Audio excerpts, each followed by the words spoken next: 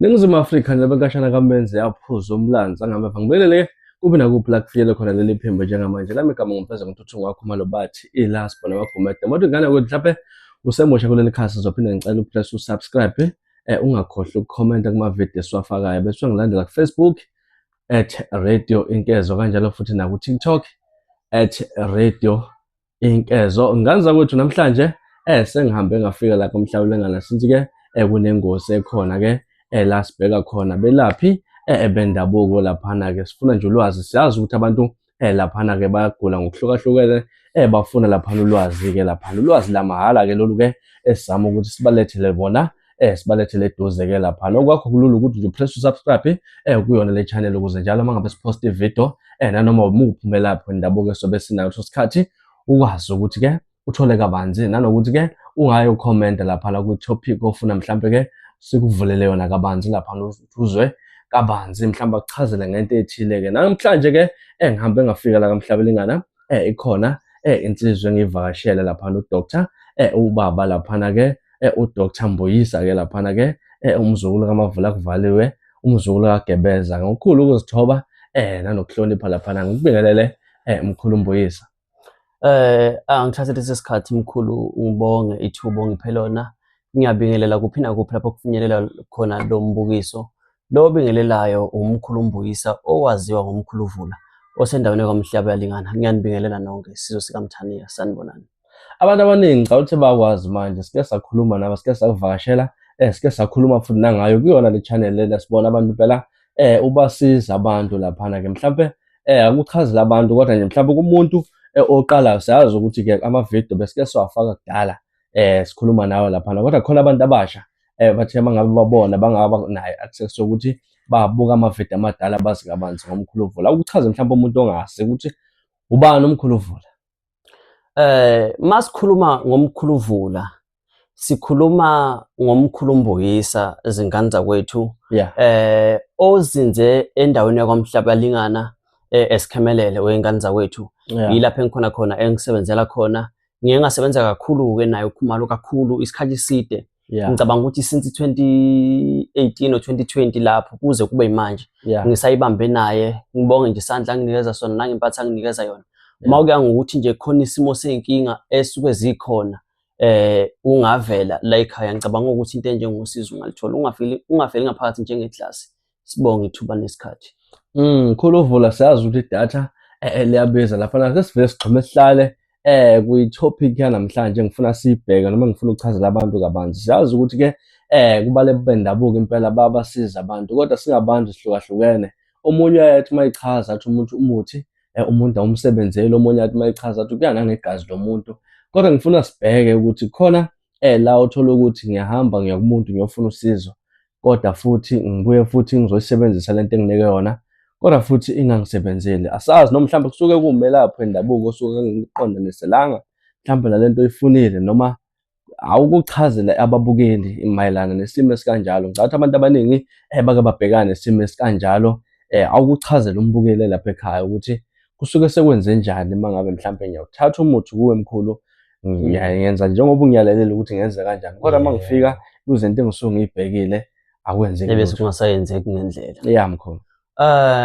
Wengane zakwethu kuyenzeka ukuthi umuntu azama ukuthi usebenzise umuthi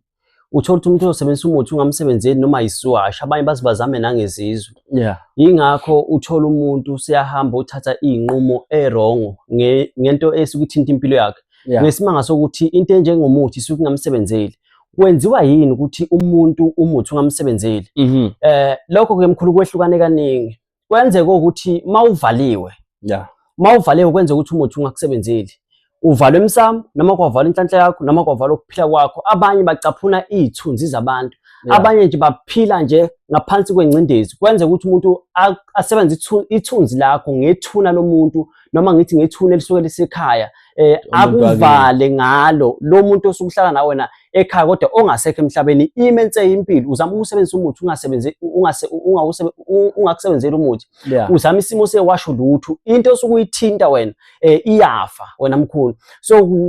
isizathu sokuthi umuthi ungakusebenzeli kusuke kuyileso. So abantu abaningi basuke bangaqondi nokungazi. Umuntu uyasuka uya kumuntu, mayifika kumuntu umuntu afike amtshela ukuthi ngisi 1 no 2 no 3 akhipha imali. Mase ikhipha into enjengemali, awusebenzisa umuthi ungawusebenzisa angazi na ukuthi kwala kephi. Esengathi manje isimo senkinga ikuloya muntu ohamba olanda kulo umuthi kanti cha, inkinga ikuwe. Kodwa into esuke ibalekile kwanawe ifundisa ukuthi mangihamba ngiya kumelaphi angifika ngihlole kuqala ngoba into ebaleka kakhulu ukuhlola. Kunakho konke ukuzithole inakhuza inqithi yakho ukuthi kungabe kuvalekephi. Bakhona abantu abakwazi ukuhlola ngaphandle ngani zawethu, bakhona abantu abakwazi ukushaya isimo somhlahlo, bakhona futhi abantu abakwazi ukwenza lento okuthiwa ifemba. La ekhaya kalenziwa ifemba ngani zawethu, siyahlola ebese ke sikushayela isimo somhlahlo. Kodwa ke ngasefembeni asingene efembeni, ukuhlola kubaleka kakhulu ngani zawethu ngoba ikhona okusimvulela kakhulu izinto. Sithatha istep esokusithole emathanjeni ebese ke siqhubeka nempilo. Inkosi thela umusa baba. Mhlawumbe angazi, mhlawumbe kubalekile ukuthi mangabe uyobheka inkinga uqale ekuhloleni lapha, ngizwe uthinta indaba yokuhlola ukuthi mangabe ukuthinta inkinga mhlawumbe kukhona omunye uthi ngiyahlola kodwa futhi akwenzeki, ngiyahlola ngiyawusebenzisa umuthi kodwa futhi akwenzeki. Kusuke mhlawumbe kwisimo esikanjani lapho ke, noma mhlawumbe kwisimo sikagobela sazi akuchazeleyo lokho ke ngana kwethu. Kuyenzeka uthothi ngiyaphuma ngiya kumuntu ngifike ngihlole ngishaya isimo samathambo eyichithe balu 1 no 2 kokunye abalizinto esuke zenzeke empilweni nami. Kodwa mase sithinta into enjengomuthi, umuthi wale ukugoloza wale ukusebenza kimi. Yilento ke emkhulu engiqeda kuyikhuluma njengamanje ukuthi makuya ngokuthi umuthi awukusebenzeli kanti uvaliwe, iphutha lapho lisuke lilale kumuntu osuke kusiza ngaleso sikhathi. Uye umuntu ongazange angene endabeni yakho diba wangichaza ukuthi kunabantu abavala ngamathuna asuka sekhaya. Kodwa umuntu uzothi noma ufika kuyakutshela ngezisa akutshele nani ngento esukuthinta isimo sempilo yakho, kodwa angangeni deep ukuthi njoba kuze kuvaleka isimo sezinto zakho bakuvala ngani, ungasizakala kanjani, angizwahle indaba. So kufika kuphambane lapho ke emkhulu vele zenzeka isimo inakhuza izinto ezikanjalo. Kodwa abantu abasuke bephuma la ekhaya lana ke lana nkosi yami kuka mavula kuvaliwe njoba nje ngisho ngisendaweni kaMhlabelingani, abantu abasuke baphuma la ekhaya mkhulu bayaphumelela. Hayi bonke kodwa abanye babo bayaphumelela ngoba kwesinye isikhathi khona uthi uyazenza isimo sezinto sokuthi umuntu uneyakhe inkinga. Angeke ngikunike nje isithombe esincane makuzongena umuntu lana manje ngesicapha athi mkhulu nginomeqo kodwa imali yokuhlola nginayo, ngenze ngimhlole isimo salo muntu ngiyomsiza ngalento aze ngayo. Kodwa khona ukuhlola kuyinto yebo nomeqo usukaphi kanjani uzuthola ngiqhamukaphi isimo salomo. So kusuke kubalekeke lapho ukuhlola wengane zakwethu. Yilokho nje mkhulu engase ngikubeke njengamanje. Hayi ngiyakuzwa mkhulu, ngifuna sibheke khona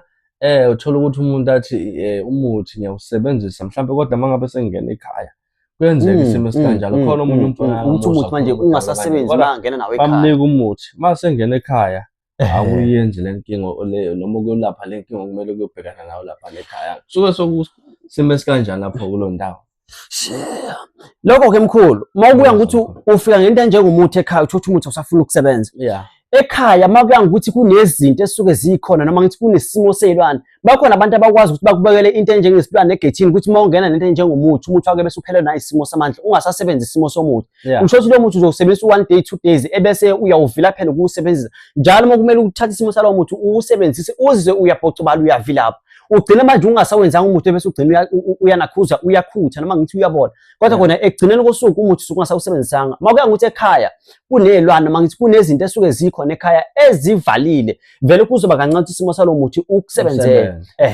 Kanti enkingeni kanjalo siyakwazi ukuthi sikhiphe kuyona ngoba makuya ngokuthi usufikile ngazo ukuthi isimo sakho sesekanjena mhlawumbe sesiye saqala phansi mathanjeni sawashaya amathambo sabona ukuthi siphuma nani. Makuya ngokuthi ubhekane nesimo sikanjalo kuba khona mkhulu umuthi onikeza wona ongangeni kodwa nawe ekhaya. Uthumela umuntu osuke ekhona phakathi ekhaya eze nesimo samanzi ashisayo ngijabo ebese ecaphuna isimo senhlabathi yaphakathi nendawo ebaleni ekhaya enikeza isimo salo muntu obuya kuphenyangeni. Lo muntu ke uye umuntu ozochela ibala lokhu uchela umuntu osuke ngaphandle hayi umuntu ongaphakathi ngoba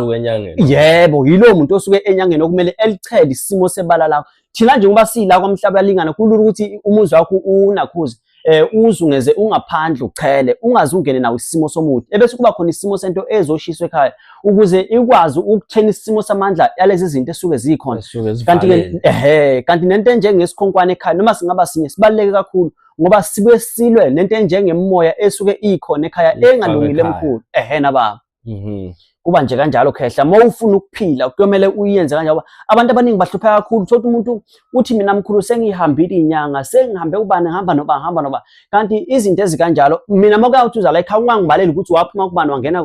lokho kusuka ngasabaleka ngoba ivumelane zakho nezakhe angeke ngizazi mina so kubaleke kakhulu ke lokho ngani zakwethu ukuthi mawukuya ukuthi uyabona ukuthi ikhaya lakho alimile kahle ungangeni nezinto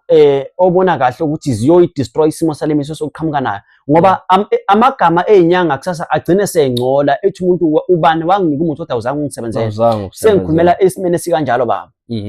kunjalo mkhulu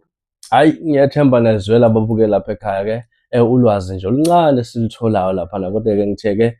sike silishare nani mayelana ke nezinto ezithinta ukusetshenziswa komuthi lapha la kwenzeka ukuthi umuntu ke aphuma ofuna usizo enyangeni kodwa ke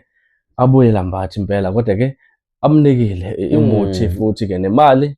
wayikhipha ngani zakwethu ke kunjalo ke lapha ke esena ke lapha uDr uMavula kuvaliwe ke Dr Mkhulu sesogoqa nje angazi mhlawumbe khona ongakusho nje okunye mhlawumbe Dr Mavula kuvaliwe sengivala wengane zawethu angeke nginike nje ithiphu encane okunye kwakho omkhulu okudala ukuthi isimo sabantu izinto zabo zibe phansi kakhulu abaqaphele ukuchawulwa umuntu ithi ayike yasuka ekhaya ukhona mhlawumbe lapha enimenywe khona ungajwayele ukuthi ufike uchawula umuntu lapha ozofike umthole khona phambili abantu baganga ngendlela eziningi number 2 sikuqaphela ukuphiwa umuntu imali kungenzeka khumalo ngikunikeza imali ngenhloso ezithize mhlambe ngikunika uthola ukuthi umuntu akayikhiphi imali phela ngamalathi bese ngihambe lokuthengela mina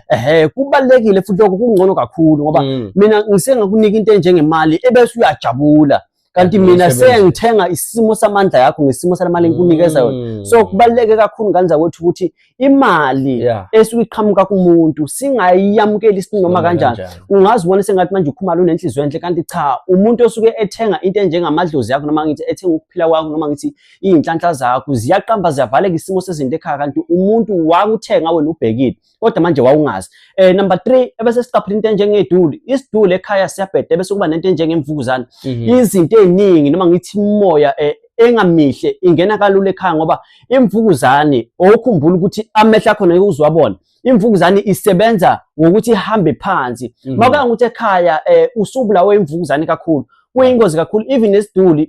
naso siyingozi isiduli somuntu omkhulu bayakwazi ukuthi bayisebenze impilo yakho noma ngithi ithunzi lakho ebese iyama isimo sempilo yakho ukuthi abanye balahlekelwa isimo semsebenzi abanye abaganiwe abanye baphelelwa na isimo semali ezandleni abanye baphathwa isimo samakhanda angapheli ngesimo sesiduli esekhaya kudepend ukuthi isimo sezinto suke zithawo kanjani malana naleso siduli kodwa umuzi osuke unesiduli ngani zawethu singakujabuleli lokho ngivala nje ngalokho ngani zawethu izinto engininikeze zona nizama ukuthi niqaphele bese ninayi notice zoniphilisa kusasa sibonga ithuba nesikhathi umbuyisa lo osendaweni kaMhlabelingana bayangazi kabaningi mofisa ukungilandela ungashona laphana ku TikTok ungene nje uthi Mkhulu Mbuyisa noma uthi Mkhulu Vula uzobe usufumana mina ke lapho ke ngisendaweni kaMhlabelingana ngani zawethu inkosi Tholumusa amen imake Mkhulu singakayivala uthinte indaba imali ukuthi bangabonika umuntu imali ukuqaphela lokho kanti khona lo futhi engeke ngulalela ukuthi kuthiwa wena ungahamba unika umuntu imali mhlawumbe umuntu asho ukuthi ngamani ngokuthengeleni kanti kuyenzeka futhi nokuthi mhlawumbe umuntu mangabe kuphi imali uthi ukuthi akuthenga lapho ke khona mhlawumbe umuntu athi umuphi imali mhlawumbe noma uphananisa imali kuthi uavoid ukuhamba unika abantu imali ngoba uyithatha le mali mhlawumbe oyisebenzisa uvaleke lapha imali kuyenzeka lokho omkhulu ngoba mawuka ngithi yebo yonke indawo ukhona umuntu ozofika egcabe esandleni ingcabo zomuntu ekuzuyibona ezokuganga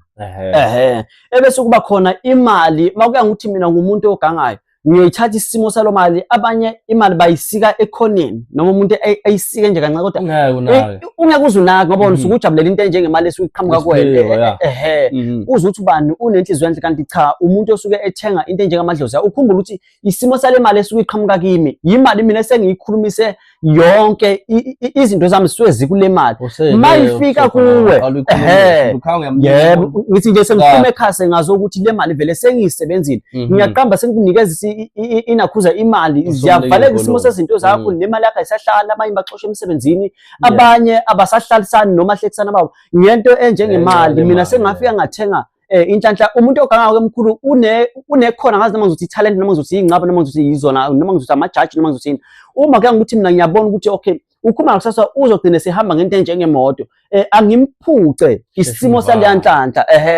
ngizomnikeza into enjengale mali ngithobula amadlozi akho noma ngithi nyawathenga noma ngithi nyakuvala ukuthi impilo yakho ingayi indawo yebo ungayi phambili abanye nje bagcila utshwaleni kungemali abanye bagcilwe enakuzani abanye bayabhema omunye ubhema nje akasazenzi omunye ukuphuza nje akasazenzi usejabulisa izinto zaloya muntu ngoba loya muntu wasebenzisa into enjengemali ukuze athenge isimo senhlanhla yakho kuba kalula kanjalo omkhulu imali abantu abaningi bayithanda so bafaka lula ngemali bafaka lula ngemali emkhulu kuye kuthiwa abantu besifazana abawiki when it come to money kanti cha wonke umuntu kuba kanjalo ba so abantu balimala kakhulu lapho nyakuzwa mkhulu ke ngiyathemba babukeli nazwela ulwazi lamahala lolesinika lona ke lapha mhlawumbe nawo lo mbuzo hlane comment section usho umbuzo wakho sothi futhi mhlawumbe ku video elandelayo masihlangana sibe futhi mhlawumbe ube nenhlanhla kuba wakho umbuzo sobe sikhuluma ngawo ke ingane nakwethu ke asiphethe mkhulu tholakala kanjani abantu abafuna ukukuthola bakuthola kanjani njoba nje sengichazile nje kafushane ngisendaweni kaMhlabelingana na mina umkhulu Mbuyisa lo owaziwa ngo Dr Vula uma kanga ukuthi umuntu osuke eGoli noma umuntu osuke eThekwini noma le ko Western Cape endaweni nje suke sihlukene into ebalekile ifoni noma iGPS noma vele share number lomkhulu inamba ongangibamba kuyona inamba ethi 072 ithi 43 12 139 iphindi 072 43 12 139 enkundleni zokuxhumana ukhona enkundleni zokuxhumana ngikhona ungene nje ku TikTok anginandaba ukuthi uyangifollow noma ungifollow mhlawumbe ungene epage yami ngicabanga ukuthi ukuphila nakhona futhi ungakuthola useshe nje ukuthi Mkhulu Mbuyisa uzobe usuthola mina lapho uma unqanela ukuthi Mkhulu Vula yilapho kuzobe usungithola khona ngizinze endaweni kaMhlabelingana nganza kwethu impondo negubu izinto enganazo amandla okuphila la ekhaya asinawo siphilisa abantu abasuke bagula ngokwegazi siphilisa abantu abasuke bagula emzimbeni lokho kulapha esikulapha la ekhaya nokuhlambulula nokuphakamisa nganza kwethu sibonga kakhulu Khumalo ngibonga ithuba nesikhathi ongiphelele khona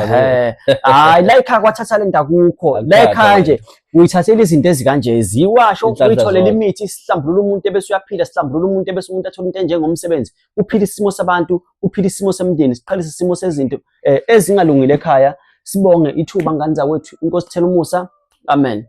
hayi kunjalo nganza kwethu ngiyathemba ubhema wakhola ngiyathemba uzwele ke lapha na ke ngiphinde ngicezela ukuthi ke subscribe lapha ukuze njalo mangabe sifaka ama video kube wena umuntu ozofika kuqala wabona lama video ke mhlawumbe ube nenhlanhla mawukhomenta i-topic ozobe ucommente ngayo kube yona esodlulisela phambili sikhulume ngayo nganza kwethu bekweni video namhlanje ke la khathi sikhona ke sindlulisela nje ulwazi oluthinta izinto ezokwelapha ke lapha lesithinta belapha bendabuko nganza kwethu ke kodwa ngiyathembisa uyabuya futhi nezinye lapha namanye ama-video anjena ke kuzobe into ezoba mkhuba la ekhaya ukuthi nabone ama-video la ekhaya sinisikhona la kaMhlabelingana sazi ukuthi ke baningi abelaphi abakhona luningi ulwazi olukhona abantu abalidinga kakhulu ke nganza kwethu ke lapha kodwa ngicela kakhulu ukuthi ke subscribe